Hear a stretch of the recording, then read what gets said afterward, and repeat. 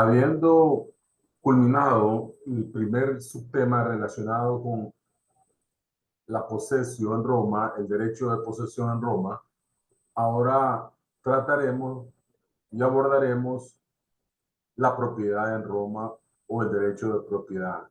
Como sabemos y dijimos, no es lo mismo la posesión que la propiedad. La posesión la definimos como un estado de hecho, una situación en la cual, aunque jurídicamente hay cierta protección, pero se reconoce un mero hecho, que es la tenencia. Y dijimos que la posesión tenía los dos elementos, el corpus y el animus, y que si se perdía cualquiera uno de ellos o los dos a la vez, se perdía la posesión. Empezaremos a abordar la propiedad en Roma, analizando cómo se desarrolló las clases de propiedad y los distintos modos adquisitivos que nos heredaron los romanos. El derecho de propiedad se ejerce sobre una cosa corporal o tangible. No tiene validez con las cosas incorporales, ya que ésta no puede entregarse, poseerse o constituir un dominio, pero hay que hacer algunas excepciones. Hay derechos de propiedad actualmente sobre aspectos que no necesariamente tienen que ser corporales, como son los derechos de acciones, por ejemplo, o las acciones en las sociedades anónimas, aunque el derecho se hace contar en un título, que le llamamos título o valor. Por lo tanto, eso es un documento corporal. Entonces, tenemos que hacer esas distinciones porque también están los derechos llamados derechos de patente, derechos de invención, que también se vuelven cosas incorporales. Entonces, tenemos que hacer esa distinción con la situación contemporánea que hoy tenemos. Solo son susceptibles de cuasi posesión, cuasi tradición y cuasi dominio cuando ellos forman parte del patrimonio en el caso de las cosas incorporales. El derecho de Justiniano se permitió ya en la época imperial también derechos de propiedad sobre cosas incorporales, justamente sobre lo que acabamos de decir de la cuasi posesión o la cuasi traditio, que eran medios de transmisión de derechos. El derecho de la propiedad es la actio reivindicatoria o acción reivindicatoria o acción real que permite al propietario perseguir la cosa de mano de quien se encuentra.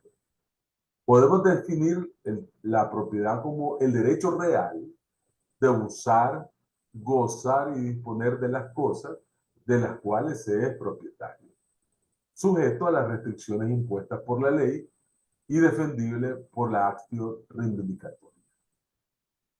Vemos, ya encontramos una diferencia ostensible con la posesión, porque en la posesión tenemos el cuerpo y tenemos el ánimo.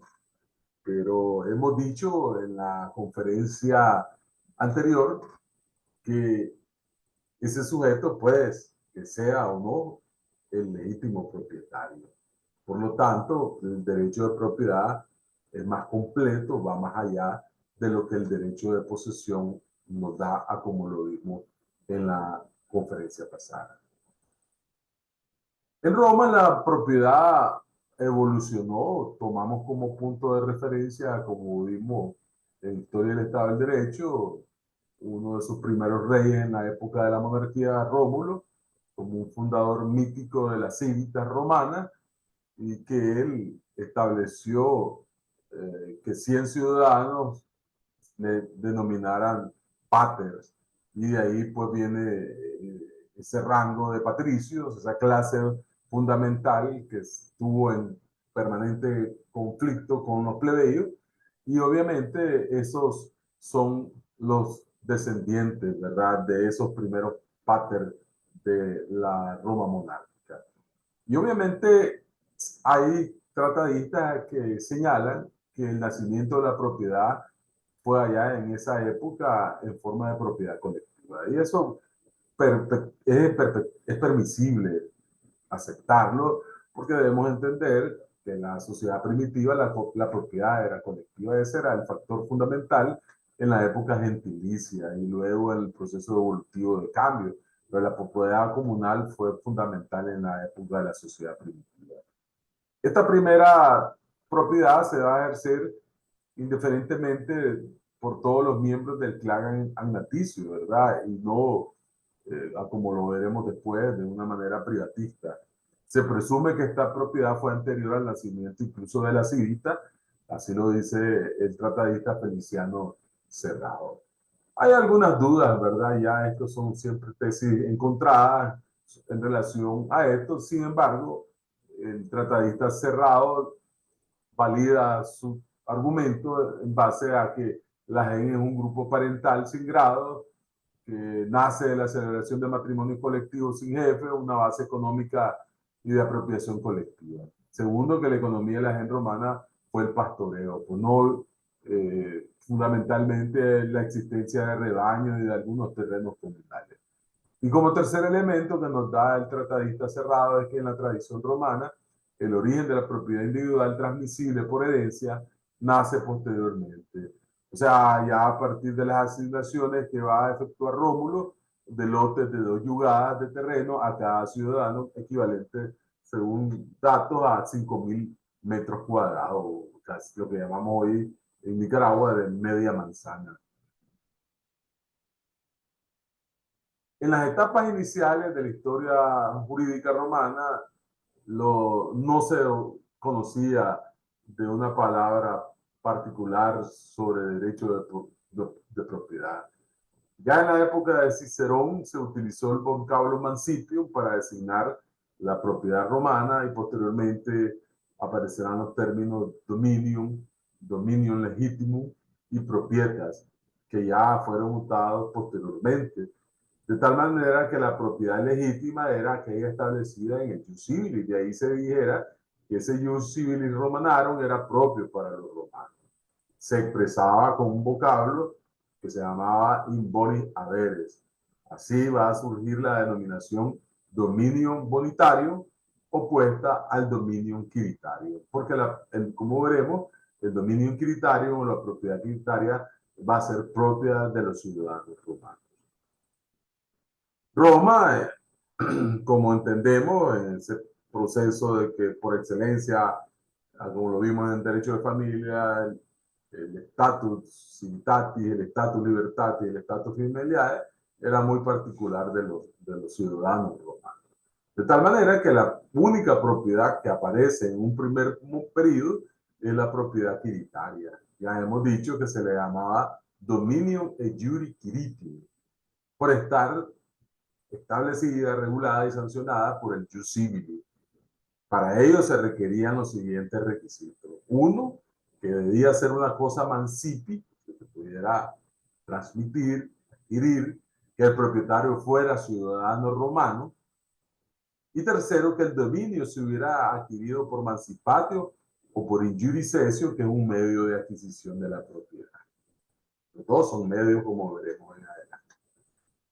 De tal manera que el término propietas, propiedad, va a aparecer de ese vocablo propietas, derivado de proprietium, lo que pertenece a una persona no es propia de ella. Locución que viene de la raíz prope, que significa cerca, con lo que quiere relacionar en aspectos no físicos, sino morales, de la cosa de la persona. Para los romanos, la propiedad indicaba la facultad que corresponde a una persona, el propietario, de obtener directamente de una cosa determinada toda la utilidad jurídica que esta cosa es susceptible de proporcionar. Ese concepto de propiedad se ha venido adecuando paulatinamente desde la época arcaica del derecho romano. Primero fue un concepto de señorío en interés del grupo familiar, como lo vimos, indiferenciado, dirigido por el pater familia, al que están sujetos todos los que son alieri iuris, y que él tiene potestad sobre todo, incluso sobre los bienes, sobre las personas libres, esclavos, sobre la esposa, etcétera, y por supuesto sobre las cosas que son los bienes. Desde la ley de las 12 tablas, vamos a distinguir el poder del pater sobre las personas libres, la mujer en mano, los hijos de la familia, la propiedad autónoma sobre esclavos y cosas. Y fue esta última la que se consideró propiedad en tiempos históricos. En la época de la República, el concepto de propiedad va a ser muy individual, pertenece al pater familia sobre el patrimonio y quien es el único facultado para ejercer cualquier tipo de negocio en su interés inmediato y el de la familia. Y solamente a su muerte estaban inmediatamente en su potestad, podrían entrar como herederos de ese patrimonio aquellos heredes su, porque él consideraba bien dejarle los bienes correspondientes. En determinado momento se va a dar un proceso evolutivo en el régimen de propiedad. Ya va a aparecer la traditio, que es la entrega de la cosa de manos del propietario de un tercero. El adquirente solo recibía la posesión de la cosa, el enajenante conservaba la propiedad quiritaria, lo que había que adquirir por uso capio, por razón del tiempo, y en este era necesario que se hubiera estado poseyendo dicha cosa de 1 año si se trataba de cosa mueble y 2 años si se trataba de un inmueble. En tanto transcurría ese lapso de tiempo, podía ocurrir que el vendedor continuaba siendo propietario adquiritario de esa cosa, mueble o inmueble, o que el comprador era solo propietario bonitario porque no podía adquirirla bajo propiedad adquiritaria, solo los romanos, reconocidos en este caso por el derecho natural. Perdón. Gradualmente, cuando ya en la época republicana aparece la figura del pretor como un administrador de justicia, entonces va a actuar en defensa del poseedor. Ya fue acordando determinadas prerrogativas para proteger al adquirente, parecida a la que el derecho de propiedad confería a su titular. Y así encontramos una de las figuras relevantes, como es la acción publiciana. Esta era cuando el propietario adquiritario le arrebatara la posesión de la cosa transmitida, el adquirente pudiera recuperarla ejerciendo esta acción reivindicatoria que era concedida por el derecho civil al propietario adquiritario. Muy relevante. También apareció el exectio doli, ya que con los frutos de la cosa que pertenecían al propietario donitario se pueden oponer esta excepción al enajenante en caso que éste pretenda la propiedad de este fruto. Y por último, la exceptio rei vinditate extraditare, para el caso que el vendedor pretenda, haciendo valer su título que le otorga el derecho civil, ejercer una acción reivindicatoria. En tal caso, el adquirente, frente al vendedor, puede oponerle esta excepción paralizando cualquier acción reivindicatoria del propietario adquiritario. Lo cual, todos estos procesos de acciones lo veremos en la parte final del derecho romano, lo que se refiere a derecho procesal.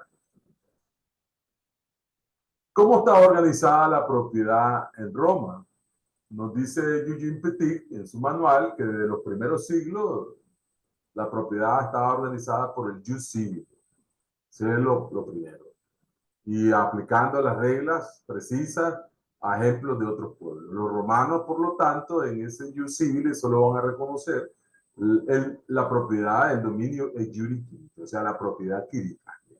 Esta se va a adquirir por determinado modo, como veremos adelante.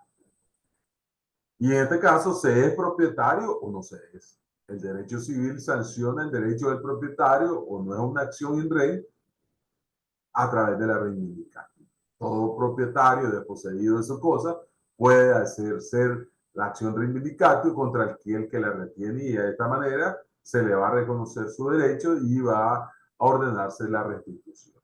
El derecho romano, por lo tanto, conoció una doble reglamentación, la primaria que establecía el jus civile, la propiedad quiritaria, dominio et iuris queritio, y una segunda que va a aparecer con el desarrollo del derecho, que se llamó el jus honorarium, producto de la actividad de los pretores, de los magistrados, del derecho honorario, y esa propiedad se le llamó propiedad bonitaria. Y con el tiempo se fueron fusionando tanto el jus civile como el jus unitario, y va a aparecer un instituto unitario en la época de Justiniano, en la época imperial, ya solo se va a hablar de propieta sin hacer de ninguna distinción. Es relevante que destaquemos cuáles son los caracteres de la propiedad en Roma. Y esto es fundamental Muchos de ellos están reconocidos, algunos de ellos en el Código Civil.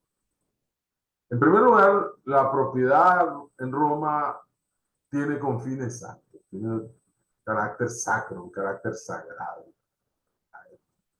Algunos han criticado este carácter de la propiedad. En segundo lugar, es ilimitada, o sea, es absoluta y es exclusiva. Tercero, la propiedad en Roma era inmune. Por otro lado, la propiedad tiene una virtud absorbente, o sea, todo se le incorpora, todo lo que se le adhiere. Por lo tanto, concluiremos que la propiedad también es perpetua. Siempre, salvo que el propietario la decida transmitir por venta, por donación.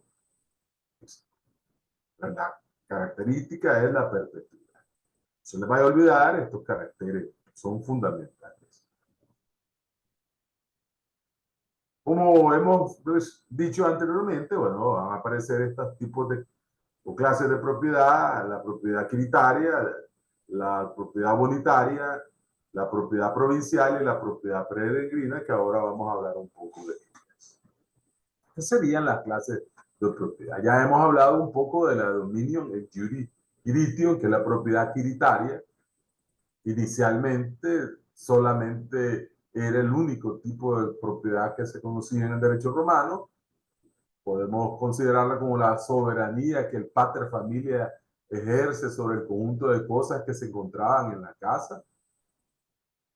Y no se reducía exclusivamente a las cosas más simples, sino que también a cualquiera de otras propiedades. La fuente originaria, como podemos percibir en Roma, fue el botín de guerra o festuca, como le llaman. También podían ser cosas no emancipables, era algo que también se pudiera apropiar. Gallo dice que en esa época el propietario que ostentaba el dominio de jurisdicción y en defecto de esto no se era propietario, dado que no existían situaciones paralelas o análogas en esta forma de propiedad, lo cual es una crítica que se hace a este modelo. Para poder adquirir esta propiedad quiritaria era necesario cumplir los siguientes requisitos. Primero, tener el estatus civitatis, lo vimos en familia romana, tener el estado de ciudadano romano, gozar y poder ostentar el jus commerci, poder ejercer el comercio. De lo contrario, no podía adquirir propiedad quiritaria. Solamente podían ser objeto de propiedad quiritaria los bienes intracomercio, bienes muebles, bienes inmuebles, todos que se encontraran en su territorio itálico. Se queda excluido de esto los fondos provinciales, dado que eran del pueblo romano. Y por último, debían adquirirse mediante los medios llamados mancipatio, injurisectio, indistintamente para ambas. De tal manera que esos eran los requisitos fundamentales para poder adquirir propiedad bajo la clase de dominio e jurisdictio o propiedad quiritaria. Estas notas características van a desaparecer cuando se aparece el derecho posclásico y ya cabe adquirir propiedad tempus. Y entonces va a venir también la labor de los pretores, de los magistrados, y esta única propiedad que se reconocía, la propiedad quiritaria, va a dar lugar a otro tipo de propiedad que es la propiedad bonitaria. Eso supuso una transformación, por supuesto, muy buena, de avanzada, para que otros pudieran adquirir ese derecho de propiedad, que en cierta manera era restringido únicamente para quienes gozaban del estatus civitatis. La segunda clase, como hemos hablado antes, es la dominium bonis avere, que es la propiedad bonitaria. Esa propiedad nace de la actividad del pretor, del reconocimiento que hace el pretor como una forma de propiedad en la cual la característica muy particular no es otra que su falta de título de adquisición, porque no se, el ciudadano como no tiene ese estatus de ser romano, aunque la propiedad esté ubicada en suelo itálico, no la puede adquirir por la clase quiritaria. Por lo tanto, la manera que dieron los pretores de resolverlo es darle este dominio in bonis avere o in bonis esse. Se llama propiedad bonita. Lo cual algunos analizan que no eran verdaderos dueños, dado que la adquisición no se había dado a través de los modos que marcaba o establecía el jus civile. Entonces el pretor va a dar ese derecho adaptándose a las demandas de justicia que los ciudadanos que no eran romanos solicitaban ante el vacío de la ley.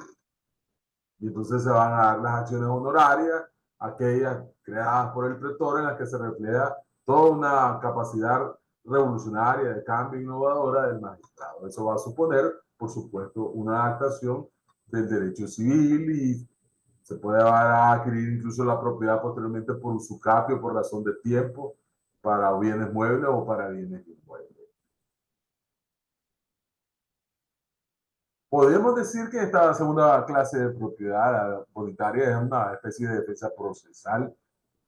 Si el antiguo dueño ejercía una acción reivindicatoria, el pretor le concedía al que ostentaba la cosa una excepción, que es una excepción, para detener la acción reivindicatoria cuando se probaba que la cosa se había transmitido lícitamente por haber sido objeto de una contraley. Y entonces el pretor otorgaba una de las acciones, de las excepciones que hemos apuntado hace un momento, que se llamaba la acción publiciana o acción publicatio revocatoria de otra acción de reivindicatio que el supuesto dueño planteaba.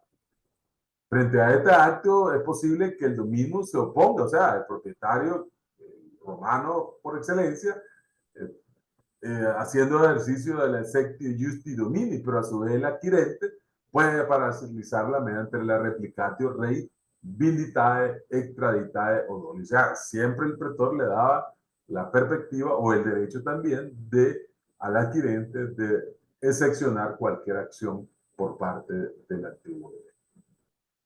Entonces, la actio publiciana va a ser de mucho valor frente a cualquier evento por parte del antiguo dueño. Y entonces aquí hablamos un poco, para que manejemos bien, que la actio publiciana en una acción del derecho romano, una actio utili ficticia en reg, porque una acción ficticia que otorgaba el pretor Publicio en el 67 a.C. para proteger la posesión de aquellos que, habiendo adquirido y siendo poseedores de buena fe, en la condición de bonis habere y con justa causa, se hayan visto desposeídos de la posesión por tercero antes de haber adquirido la propiedad según los términos de la usucapión. O sea, no había transcurrido el tiempo que la ley mandaba.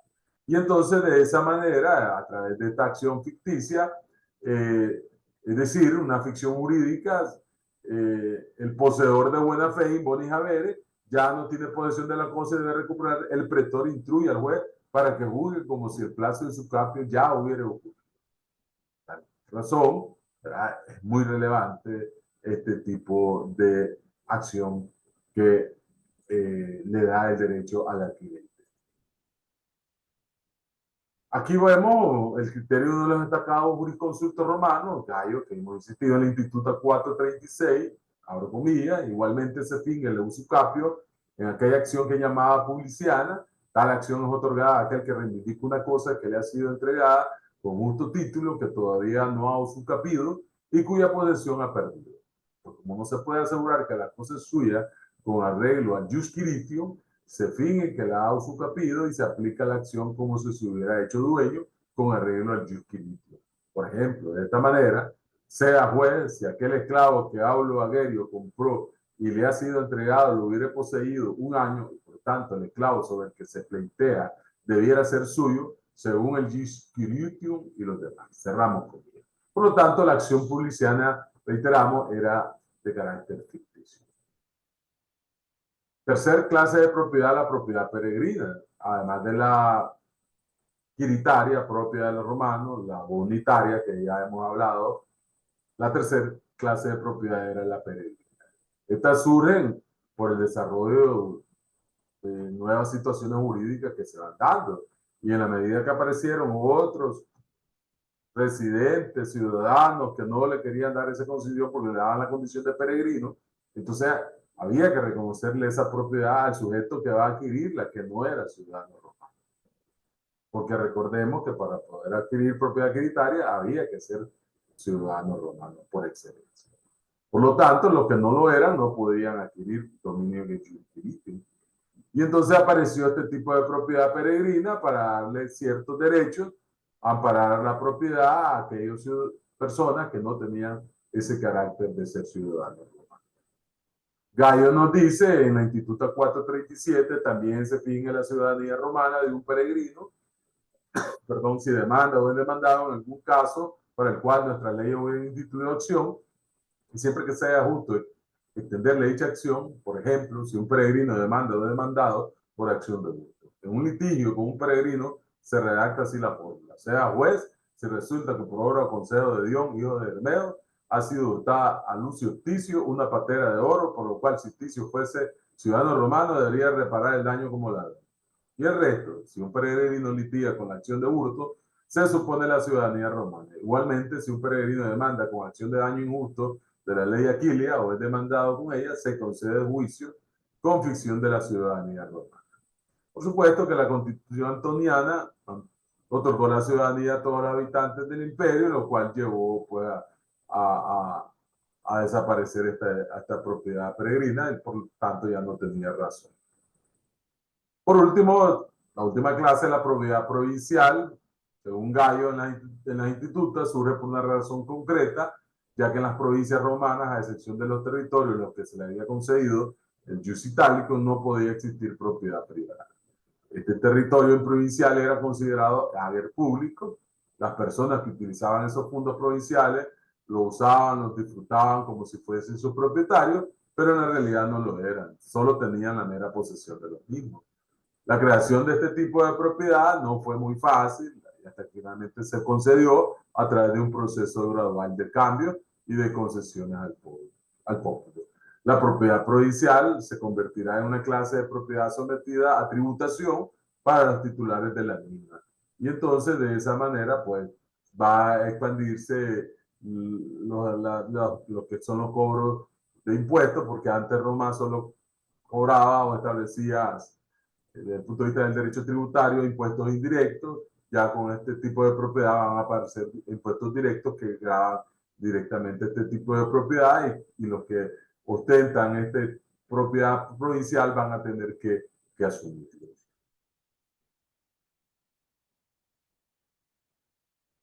Pasemos ahora a analizar los modos de adquirir la propiedad. Hay dos grandes modos.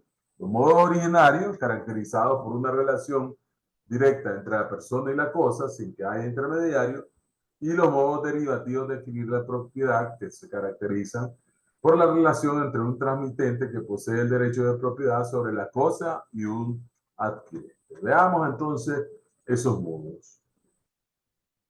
Vamos a tratar de dividirlos en dos grandes modos. En primer lugar, los que se adquieren por el jus naturale o jus gentium, y en segundo lugar, por los establecidos por el jus civile. Los dos son los dos grandes modos adquisitivos de la propiedad en Roma. Primero, modo adquisitivo por el jus gentium, la traditio, la occupatio, la accessio, la specification, la confusión y cognitio, la prescritio longi tempore y la adquisición de fruto. Por el jus civili, mancipatio, la injudicatio, usucapio, adjudicatio y la lex. Vamos a hablar de cada una de ellas brevemente. Entonces, en los modos originarios del jus gentium, naturalis ratio, encontramos la traditio. Ese es el primero, por eso se llama naturalis ratio, porque es natural. La traditio es la simple entrega de la cosa. Yo le entrego, le paso algo a alguien. Este modo adquisitivo se hace a través de la entrega de la cosa. También la intención de transmitir y de adquirir, tanto del que lo hace como el que lo recibe. De tal manera que similar a lo que vimos, similar al posesio, hay dos requisitos de carácter objetivo, que es la entrega de la cosa, y de carácter subjetivo, la intención de transferir por parte del tradent, del que entrega, del que transmite, y de adquirir por parte del acipient, o sea, el que recibe. Eso es muy relevante que tengamos en cuenta. La traditio fue conocida desde la época preclásica porque se aplicaba a las cosas next mancipi para el res mancipi era necesaria la mancipatio o la injurisatio. Cuando desaparece la distinción de cosas mancipi y nec mancipi, la traditio sustituyó la mancipatio y el injurisatio, y con el tiempo esa exigencia material fue sustituida por otros actos simbólicos que se le agregaron, que veremos, la entrega de las llaves de la bodega, en donde se guardaban la mercadería, etcétera, entre otros. Esta traditio tiene su origen en el jus gentium, el modo más utilizado para adquirir la propiedad en Roma, permitía adquirir la propiedad en todo tipo de cosas, sea ciudadano romano o no. Ya dijimos que es la simple entrega de la cosa, la intención de transmitir la propiedad por el transmitente y la intención de adquirirla por el adquirente, y que sea de justa causa, de buena fe. Ahí hablamos de la tradición simbólica, cuando se trata de entregar las llaves como símbolo, la tradición longa mano, de la distancia del fondo que se va a adquirir, la tradición brevi mano, se indicaba, por ejemplo, que la persona que ya tenía el bien en su posesión, la contitium possessorium, transmite la propiedad a retener el bien, aunque no lo vaya a perseguir poseyendo como dueño, sino por otro título. Y de tal manera que hay distintas variedades que encontramos.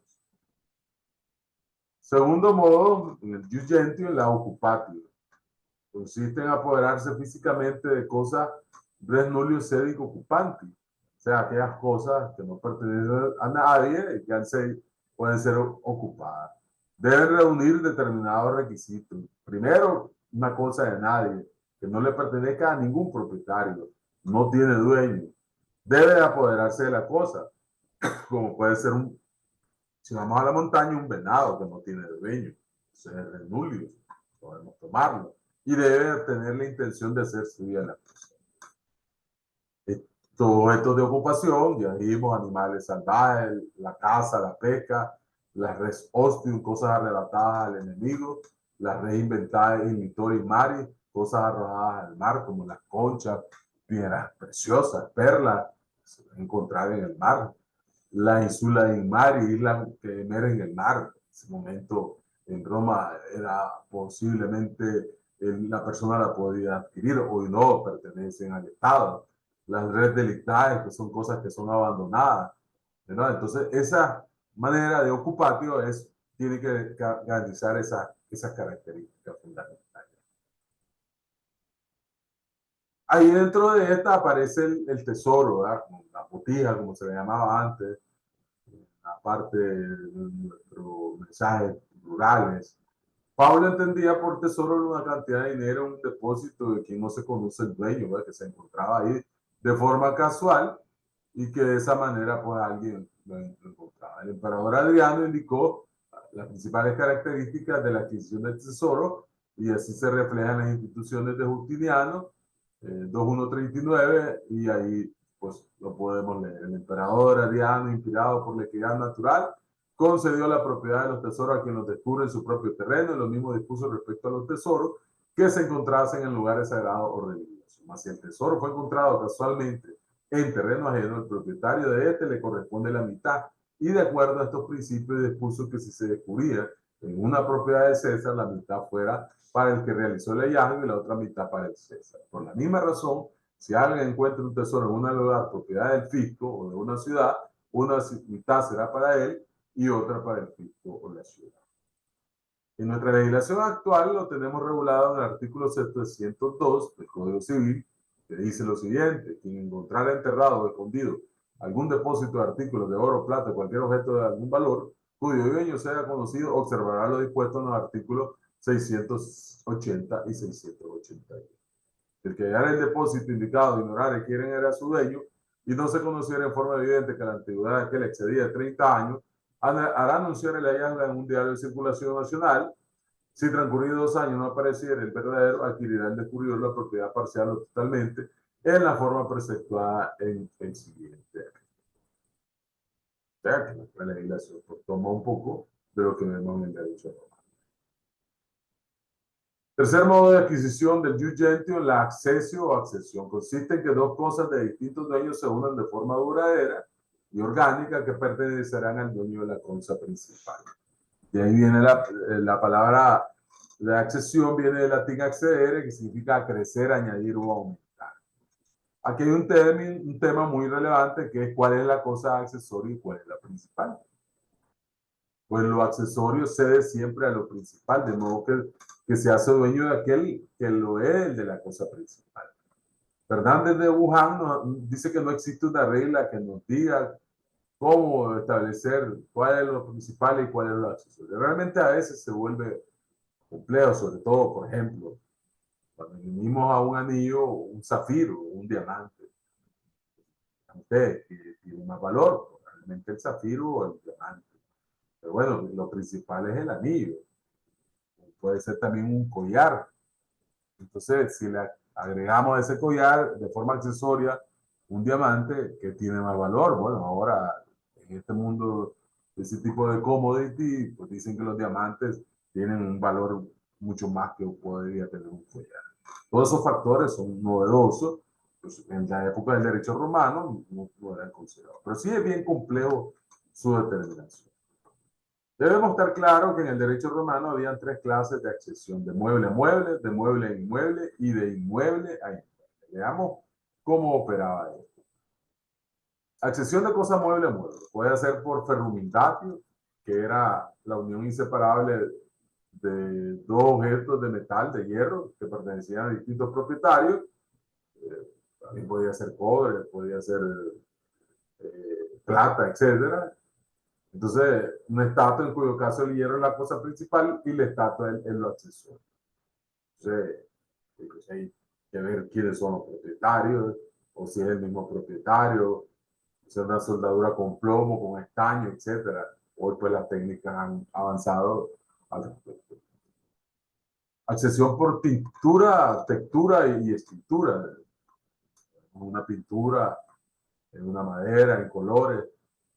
Entonces, los sabinianos decían que la pintura es accesoria a la madera y los procleianos decían que la pintura era la principal. O sea, dos corrientes, como siempre, hemos observado en estas dos escuelas de sabinianos y procleianos. La accesión de mueble a inmueble, o sea, puede ser que un bien inmueble se planten o construya cosas muebles. El principio, si se aplica a superficie, solo cede, por el cual todo lo que está sobre el suelo accede a él. Así que un edificio que se construye en un suelo ajeno accede al dueño del suelo. Hay una regla que dice que quien construye el suelo ajeno pierde lo construido.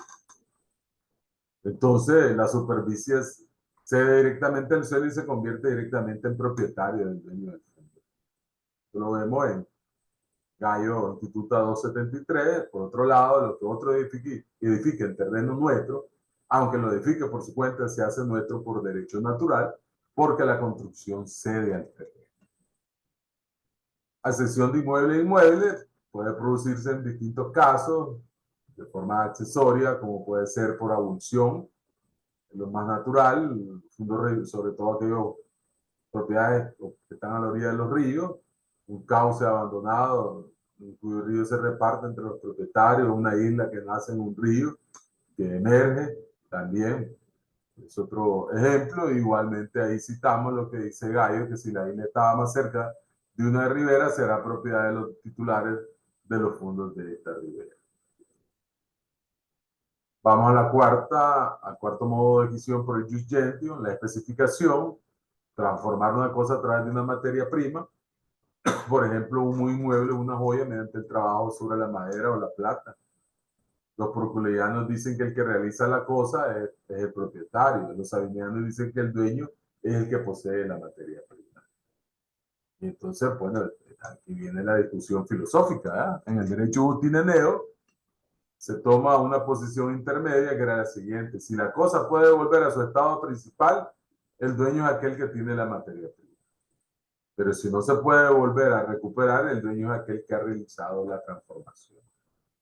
Entonces, en la especificación, pues hay que ver en ese sentido, ¿verdad?, cómo es que se da ese proceso, y de esa manera, pues, el derecho romano, leemos dos escuelas y al final la posición de Justiniano.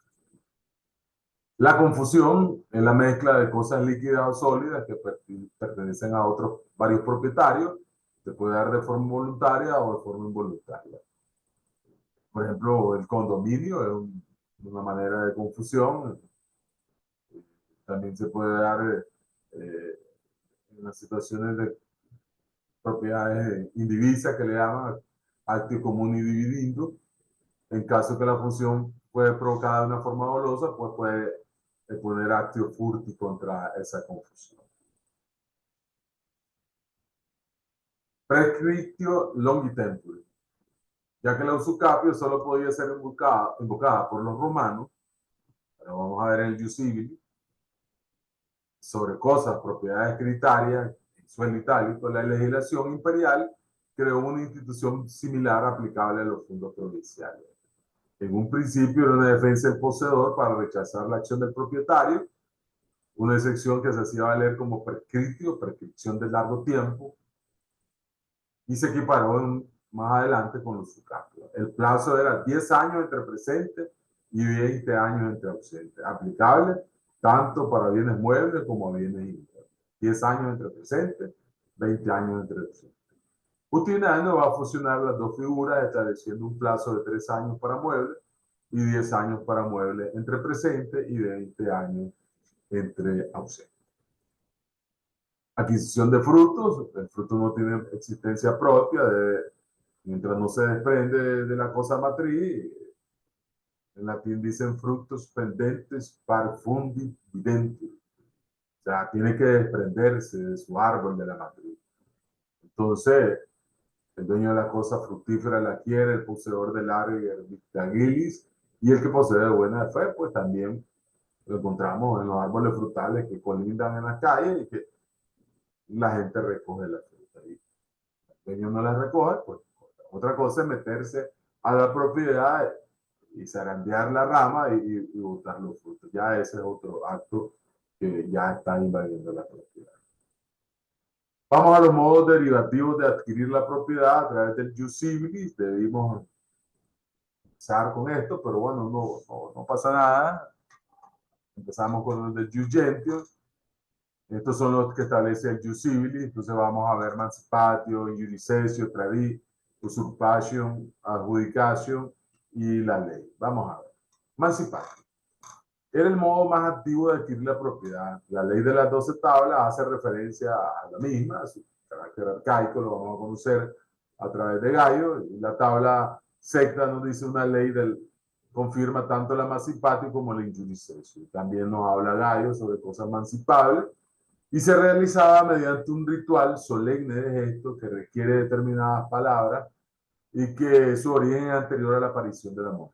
Aparecían 5 testigos ciudadanos romanos, púberes, había un portal librens, que le llamaban portador de la balanza, el traen, que es el que va a transmitir, el acipien, que es el que va a adquirir, y entonces aquel que transmite la propiedad queda obligado a garantizar que el adquiriente va a tener la propiedad de forma pacífica, y en caso de no ser así, tendrá autoridad para acudir a defenderse.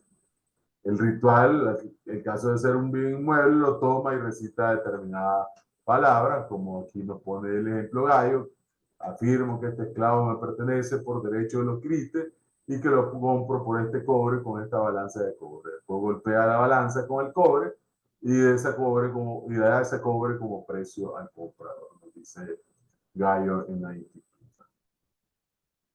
Segundo modo, en jus civilis, injuris cessio, también la conocemos por Gallo, una cesión de la propiedad ante un magistrado en la fase injuri del procedimiento, que lo veremos en derecho procesal romano. Gallo nos dice: la injuris cessio se hace de esta forma ante un magistrado del pueblo romano, como el pretor urbano o el gobernante de la provincia. El cesionario, sujetando el objeto cedido en la mano, dice: afirmo que este esclavo me pertenece por derecho de los quirites. Una vez que aquel ha reclamado su propiedad, el pretor interroga al que hace la cesión. Si reclama en contra, este niego se cae, entonces el pretor adjudica el objeto, por eso se llama cesión de la propiedad, lo cual se llama acción de ley. En la ley de las 12 tablas se hace referencia a este procedimiento, también se dice que es fingido, ¿verdad? Y que va a ir desapareciendo ya en la época del emperador Diocleciano. Usucapio. Modestino la define como la adquisición de la propiedad por la posesión continuada durante el tiempo señalado por la ley. Al ser la usucapión, como las dos anteriores, un modo de adquirir deducible, solo era aplicable a los romanos, por eso que se estableció la otra figura, prescriptio longi tempori, para los que no eran ciudadanos romanos. Y entonces, de esa manera, por usucapio, solo los romanos podían adquirir propiedades que fueran equitarias, el suelo itálico, etcétera, todo lo que vimos en la propiedad equitaria. El uso para adquirir la propiedad y la garantía de los fondos es de 2 años, el uso de todas las demás cosas es de 1 año. Estamos ante un modo de adquirir la propiedad que puede ser originario o derivado, aparece en la ley de las 12 tablas, se adquiere la propiedad por el uso, 1 año para bienes muebles, 2 años para bienes inmuebles. Una forma de adquisición del dominio exclusiva para los ciudadanos romanos, se necesitaba la justa causa y la buena fe para poder adquirir por usucapión. Requisitos que fueran intracomercios susceptibles de ser poseídas, era necesaria tener la posesión y la justa causa o título. También la buena fe era un elemento fundamental y el tiempo, plazo de 1 año para bienes muebles, 2 años para bienes muebles. Ya hemos dicho que la otra figura análoga era la prescriptio longi tempori, ¿verdad? Que en este caso permite la adquisición de los usos provinciales en los plazos siguientes, 10 años cuando las personas están presentes, 20 años cuando las personas están ausentes por si reclaman la propiedad. Con Justiniano se van a fusionar ambas figuras, tanto la usucapio como la prescriptio longi tempore, se adquirirá mediante emancipatio bienes muebles y mediante prescriptio bienes inmuebles, con un plazo de 30 años, que es lo que tenemos hoy que le llamamos prescripción extraordinaria en nuestro Código Civil. Adjudicatio, en los juicios divisorios, el juez tenía la facultad de adjudicar, que se le viene la palabra adjudicatio, atribuir a cada uno de los litigantes la parte que le corresponde. Se daba en relación con las 3 acciones divisorias, herencia en divisa, cosa común en copropiedad y por último lo que nos dice la regulación de la ley. El derecho civil incluyó aquellos casos en los que se adquiría la propiedad por el solo efecto de la ley. Eran 3 casos: legado vindicatorio, o sea, el legatario se hace propietario en el momento que el heredero acepta la herencia. Las leyes caducarias de gusto excluían de ciertas liberalidades a las personas solteras o sin hijos. Y finalmente, el que encontraba un tesoro en un terreno ajeno, como hemos visto anteriormente, debía entregar la mitad al dueño del terreno. La ley lo mandataba así, quien se convertía en propietario de una parte por disposición de ley. Para finalizar, vamos a señalar un poco sobre los límites al derecho de propiedad en Roma. El concepto de propiedad, como hemos dicho, es amplio, absoluto, permanente, inmutable, inmune, etcétera, con un poder absoluto donde el titular usaba y abusaba, uso, abuso y fruto. Usufructo es sacarle todos los provechos, usarla, usufructuarla, sacarle los beneficios, y abusarla es disponer de ella. Y entonces, en ese avance de la sociedad romana, vio la necesidad de poner algunos límites a ese derecho, por razones de vecindad, por razones de servidumbre, por una serie de factores. Y entonces se establecieron algunos límites a ese derecho de propiedad. Entre esos podemos señalar los de derecho público. Por ejemplo, la nota censoria para proteger la agricultura. Se imponía una pena a las personas que dejaban su finca sin cultivar o mantenían su fondo en mal estado o sin la diligencia. Hoy, por ejemplo, las alcaldías municipales multan a las personas que tienen terreno baldío, no cerrado y sucio. Viene de la época del derecho romano. Entonces se elaboraba un censo y ese censo pues generaba. Lo que pasa es que el censo también tuvo algunos problemas del tipo social. Segundo, la expropiación forzosa por causa de utilidad pública, por supuesto. Era entendida como una forma muy similar a como se presenta en nuestros días. En el año 150 a.C. se utilizaba en casos excepcionales fortificaciones o acueductos, entre otros casos. La prohibición de enterrar cadáveres en fincas urbanas, pues, los romanos establecieron un cementerio por razones de salud, higiénico. Igual nuestro Código Civil regula este aspecto. La distancia de altura y de paredes entre edificios y otras disposiciones urbanísticas. Una franja de 2,5 pies a cada propietario. Hoy la norma urbanística prohíbe en las casas de 2 plantas poner ventanas al lado de los vecinos, ¿verdad? Tiene que haber una separación determinada, etcétera, ¿verdad? Evitar el fuego, las construcciones vecinas, el deterioro de la sociedad, todos los aspectos urbanísticos.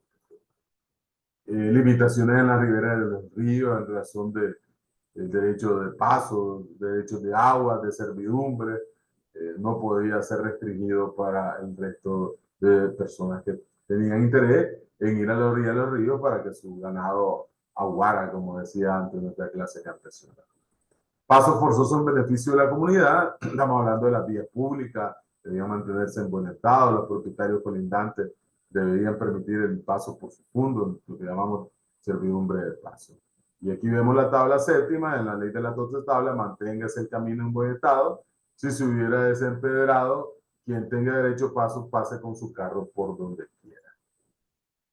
Y luego tenemos los límites del jus privat, ¿no? Que derivan de las relaciones de vecindad, está establecido en la ley de las tablas tablas, recoger la bellota, los frutos caídos en el fondo ajeno, ¿verdad?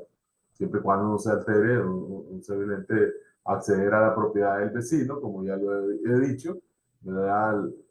Las ramas de los árboles tenían que estarse podando de la altura fijada en 15 pies, el corte de los árboles, de los cursos de agua, la prohibición de obstaculizar el derecho de vista o de viento al vecino, todo eso que hoy lo tienen las normas urbanísticas de las alcaldías municipales de nuestro país. Y finalmente también vamos a ver lo que son las limitaciones legales, que son las servidumbres, que las veremos en otro curso. Así que por esta vez culminamos con todo lo que se refiere a derecho de posesión y derecho de propiedad.